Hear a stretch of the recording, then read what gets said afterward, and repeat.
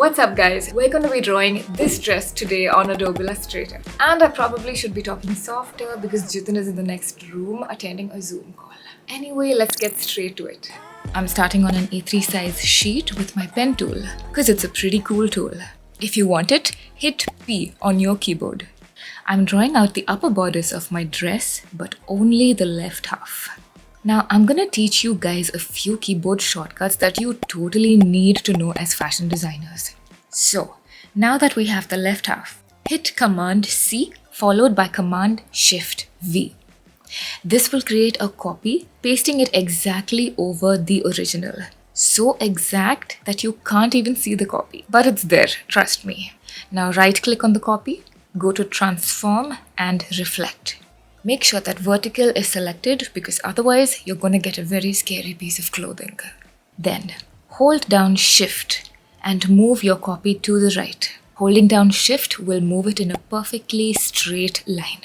Highlight both, then go to Pathfinder and click Unite. You now have combined together both halves of your upper bodice into a single shape. And guys, fashion designing on Illustrator is literally these few moves over and over again. You'll see what I mean soon. Let's move to drawing the straps. Now nothing too crazy, just a bunch of straight lines, again with my pen tool. We're gonna copy, paste, reflect, hold Shift and move it to the right. Same shortcuts as before. Next, I'm gonna draw out details like a cut and sew panel on the bust, as well as 2 more panels in this manner. And as fashion designers, 90% of our job is figuring out where stitch lines should fall. Just kidding, it's 99% of our jobs. So on dresses with panels running across like this one, adding stitch lines that fall next to the seams as top stitches will make the seam strong, reinforcing it, as well as flatten out the bulky seam below. Top stitches also give a garment a tailored professional look as well. Now how do we draw them? We will have to convert a regular line into a stitch line. So first, I'm copy pasting this line the way I taught you. Command C, Command Shift V, then hitting my left arrow key twice.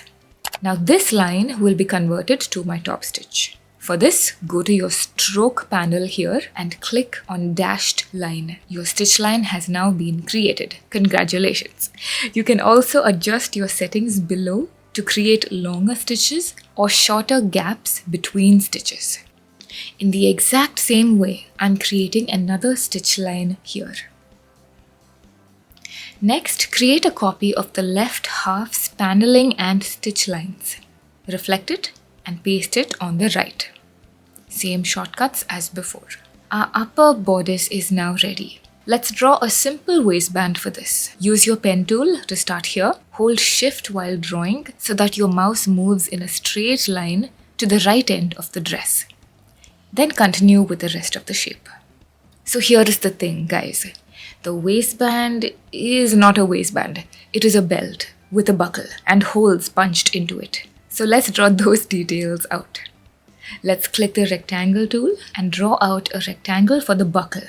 If you want a perfect square shape, hold down Shift while drawing. Now you see these tiny dots that have appeared at the corner? Press and pull down on any one, and the corners of the rectangle will curve in like this. Then go to Stroke and increase the stroke width to 0.08. Now go to Object and Expand. Expanding this will convert it from a line into a shape. Then change the fill to white, the outline to black, and place it on the waistband after reducing its size.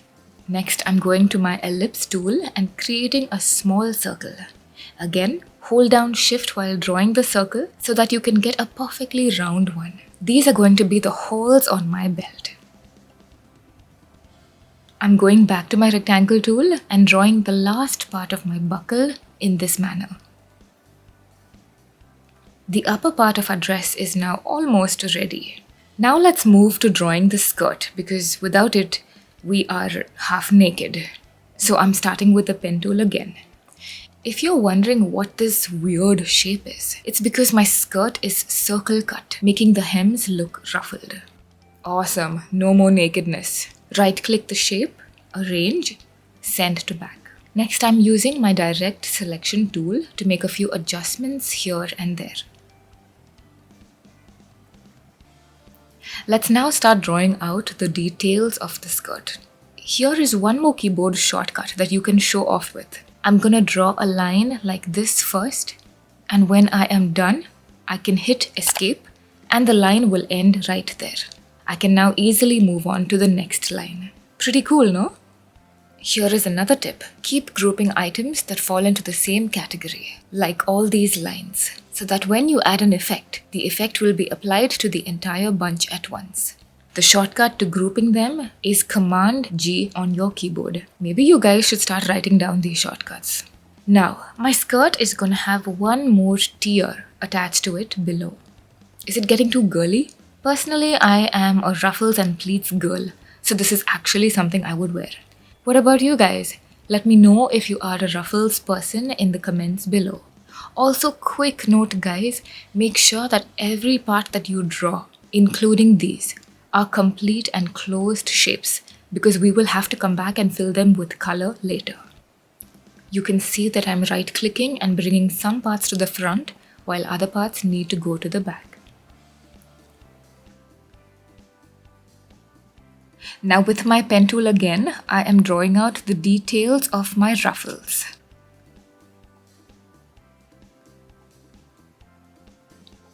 When done with all the lines, highlight them all and group them together. Now the lower tier needs one more bit of finishing detail. I'm drawing the underside of each ruffle in this way. Yes, I know this looks funny, but it will look awesome in a few minutes. Then right-click, arrange, and send to back. In the same way, I'm drawing the underside for all my folds.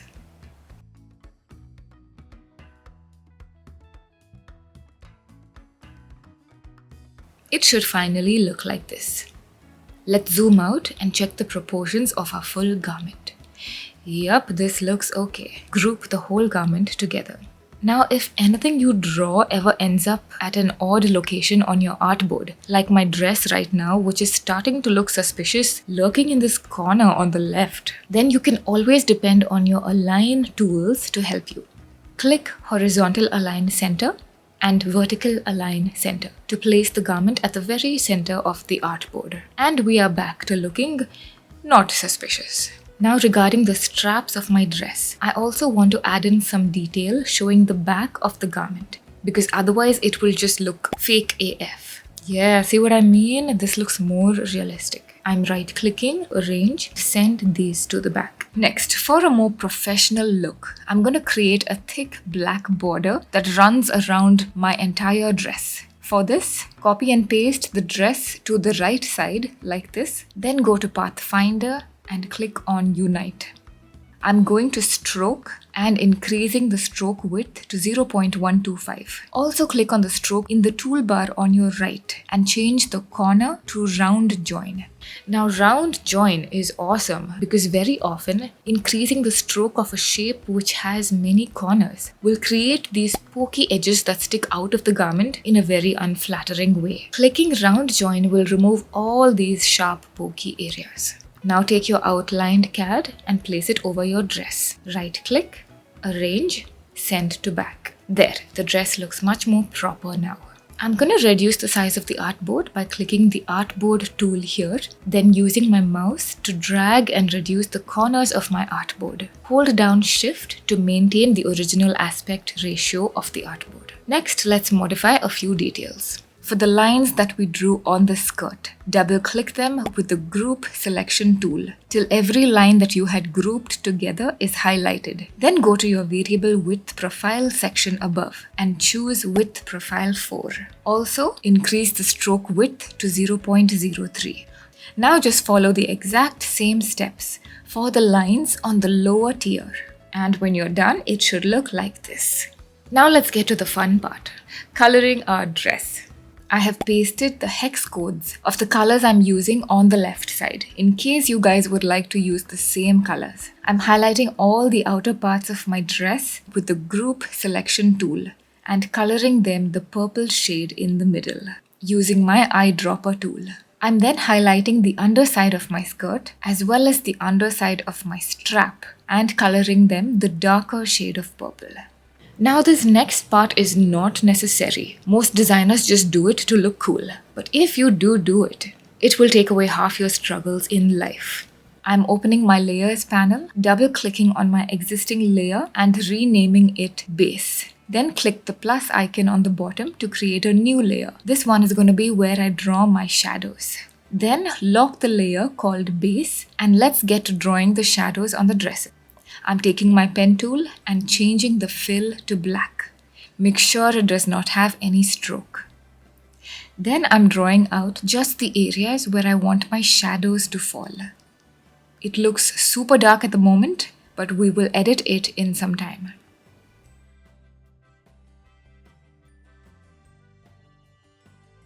Group together all the dark shapes you drew by highlighting them all and right-click Group. Then go to Effect, Blur, Gaussian Blur.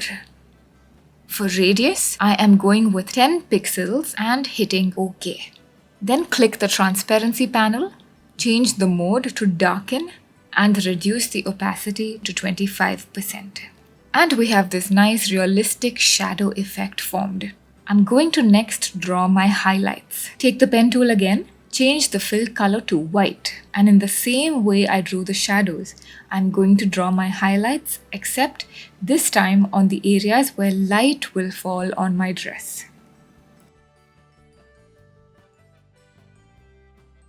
Once done, highlight them all, group them all, then go to Effect, and you can simply hit Apply Gaussian Blur this time. The same settings that you used the previous time will automatically apply this time as well.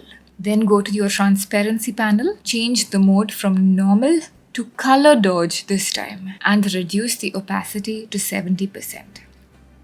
This is what your shadows and highlights should now look like. I'm then repeating the same steps for my lower tier.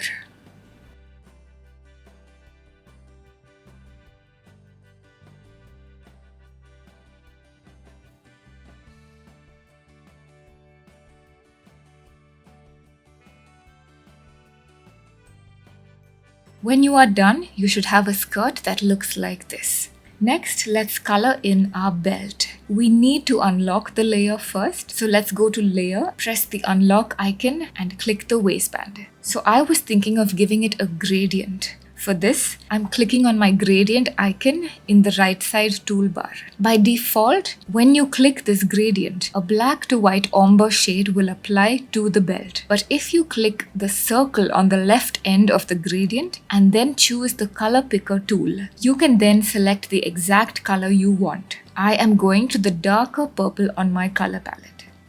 I'm then clicking the circle on the right end of the gradient and using the color picker tool to select the lightest purple on my color palette. I'm going back to my layer and now locking my base layer. Now let's start drawing in the shadows and highlights for the upper bodice. Selecting a black fill on my pen tool, I want the shadows in this shape. My Gaussian blur radius is at 10 pixels. My transparency mode at darken and my opacity at 25. Copy, paste, reflect onto the other side. I'm changing to a white fill for my highlights and this time my Gaussian blur pixels are at 15. My transparency mode is color dodge and transparency is at 50%. Copy, paste, reflect.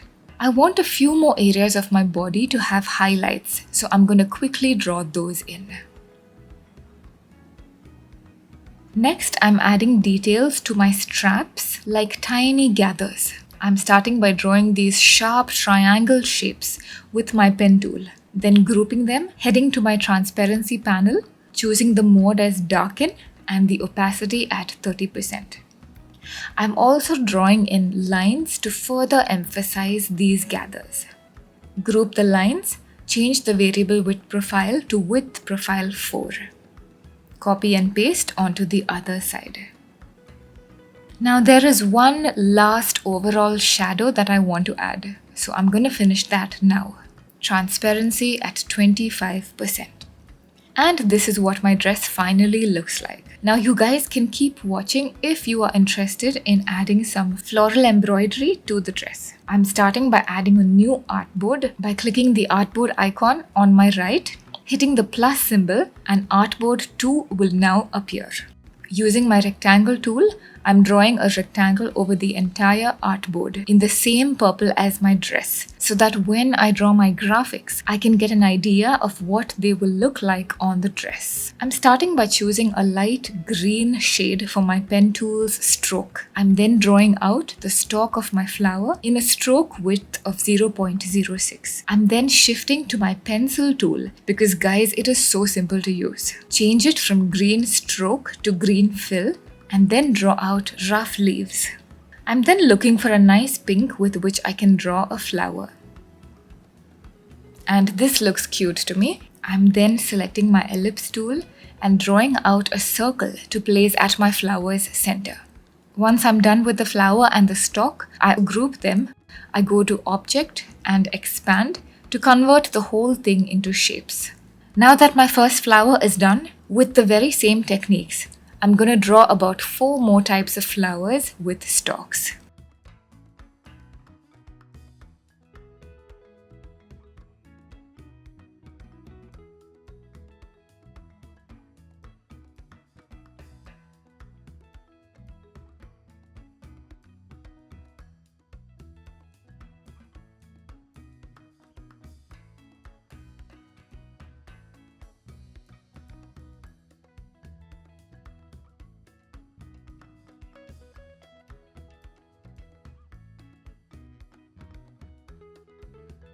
Now here is a cool effect that you can try.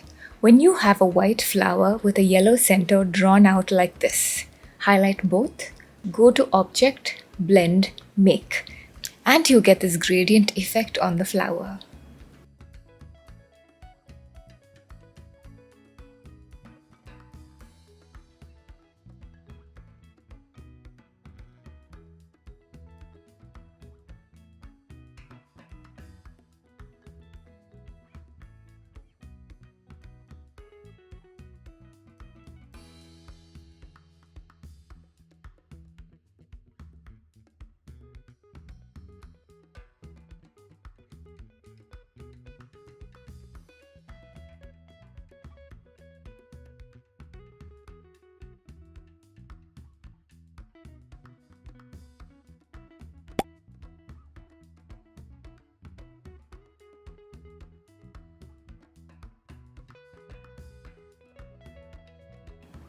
Now let's begin placing them on the dress where they will be embroidered.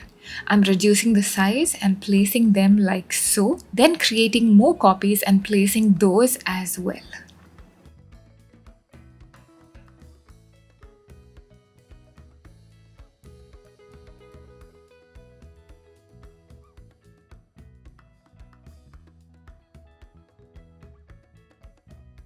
A few of my flowers like this one are on the border. These will need clip masking so that only the area of the flower which is on the skirt will be seen. For this, I am drawing a shape on the part of the flower which I want to be visible. Then highlight the flower and the shape I drew, right click and go to clip mask. This will leave the flower with just what you need to see. I'm doing the same technique for the remaining flowers on my skirt.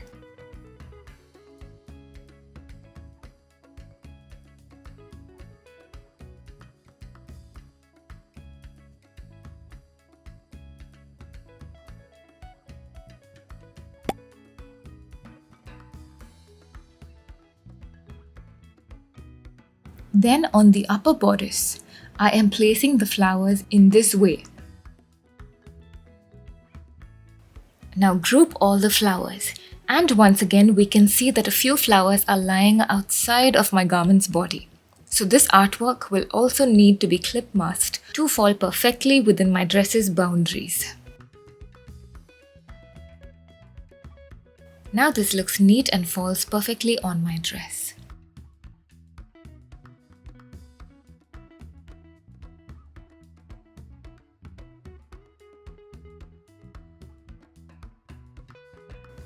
Group and clip mask. Same as before.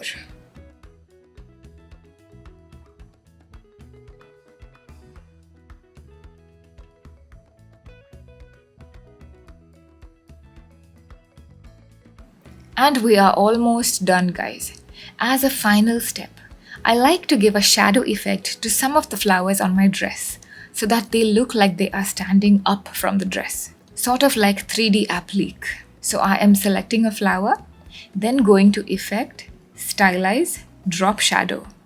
For my settings, I want my mode to be normal, my shadow color to be dark purple, my opacity at 70%, X and Y offset at 0.2 millimeters, and my blur at 0.5 millimeters. I'm highlighting the rest of these white flowers and applying the same setting. And this is what we are finally left with.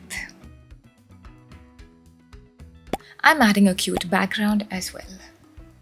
And that's it, guys. I hope you enjoyed this tutorial. Comment below about what else you would like to see and subscribe for more fashion design content. See you guys next week.